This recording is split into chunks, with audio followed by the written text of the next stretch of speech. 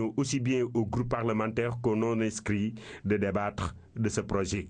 li tax ñu bëgg dindi Sénat te loolu dëppoo ak bëgg-bëgg ñu ëpp ci Sénégalais yi mooy xaalis bi nga xamante ni bii moom la doon dépenser pour Sénat fonctionner danoo fas yéene faj ci aajo Sénégalais yi nga xamante ni bii ñoo loru ci inondation yi. Je m'interdis de bloquer les institutions de la République. Je m'interdis de ne pas venir porter assistance à des populations en danger et en détresse. Et c'est la raison pour laquelle, conformément à notre référence, cher Ahmadou Bamba Khadimou Rassoul, je prêcherai la bonne parole, je serai animé de bonnes intentions et je ferai de bonnes actions. Et comme l'a dit le regretté président Lamine Gueye, un oui n'a de sens que si celui qui le dit a le droit de dire non. Donc je voterai ce projet de loi en plénière et au Congrès. D'autres aussi ont soulevé la question des travailleurs de ces institutions à supprimer. Quel sera l'avenir de ces employés des deux institutions? Xale ya fa nekk di liggéey yor seen lépp tegu ci fan ngeen jëm ak ñoom ngeen supprimer Sénat bi. Les parlementaires qui ont beaucoup échangé sur les tenants de cette suppression n'ont pas aussi manqué d'interpeller le garde des Sceaux et ministre de la Justice qui a apporté des précisions de taille. Les compétences du Sénat, comme la loi, le projet de loi l'indique, seront transférées à l'Assemblée nationale. Il n'a jamais été dit dans le texte que les compétences seront supprimées. Ces compétences vous reviendront et l'Assemblée que vous constituez ne s'en trouvera que plus renforcée. Le texte soumis à l'Assemblée nationale a été voté par la majorité qui a choisi la suppression du Sénat, de la vice-présidence et la modification du Conseil économique et social. Vous l'avez dit, Amadou Aram Thiam, les députés ont réitéré leur vote après la séance. Voici quelques réactions de parlementaires. Ils sont au micro de Mama Moussagna. La Constitution proclame solennellement la séparation des pouvoirs exécutifs, législatifs et judiciaires. Comment comprendre que le chef de l'exécutif, le chef de l'État, puisse nommer des sénateurs, membres du Parlement, pour voter les lois en tant que législateur? Et ça, c'est inacceptable. C'est une violation du principe sacro-saint de la séparation des pouvoirs et une séparation voulue par la Constitution. C'est pourquoi, moi je dis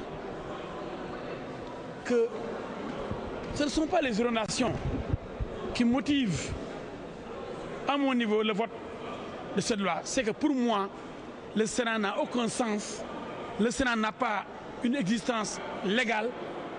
Le Sénat viole la Constitution. Le Sénat est une bizarrerie constitutionnelle.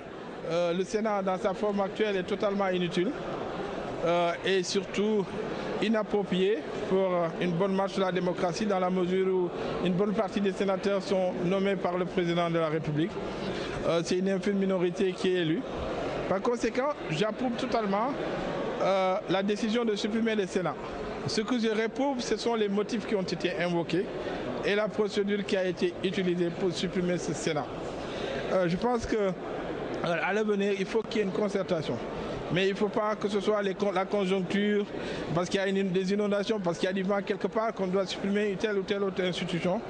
Les institutions sont des socles de notre République et par conséquent, elles ne doivent pas être tributaires des aléas climatiques et d'un certain nombre de fléaux qui gravitent autour du monde.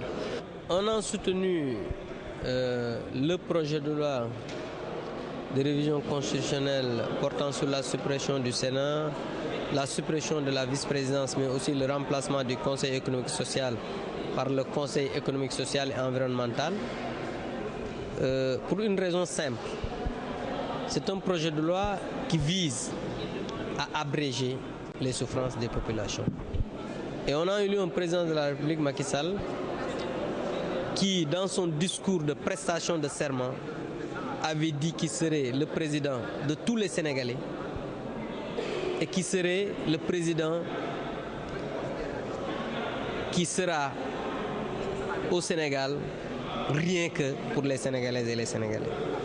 Aujourd'hui, ce qui m'a plutôt poussé à parler en ma qualité certes de président de la commission des lois pour relever des incidents regrettables dont sont pleins des collègues sur la forme qui a été utilisé dans l'exposé des motifs.